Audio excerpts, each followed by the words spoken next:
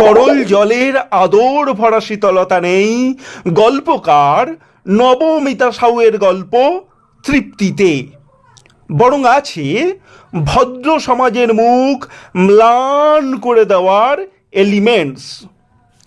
এই যে মানুষ অন্ধকার ভেঙে আলো হাতে এগিয়ে এলো, আগুন আবিষ্কার করলো, পাথর কেটে অস্ত্র তৈরি করলো, তার কল্পনা ও উদ্ভাবনী শক্তি দিয়ে আজ অন্য প্রাণীদের থেকে এত এগিয়ে এলো, উন্নত হলো, মনের চাহিদা মেটানোর জন্য এত এত শিল্প করলো, জ্ঞান ভাণ্ডার বাড়ালো।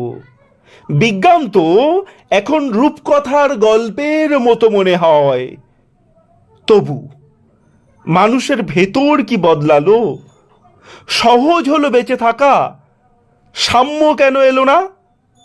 অন্বেষার বর্ষা সংখ্যাটি সকলকে পড়বার জন্য অনুরোধ রইল।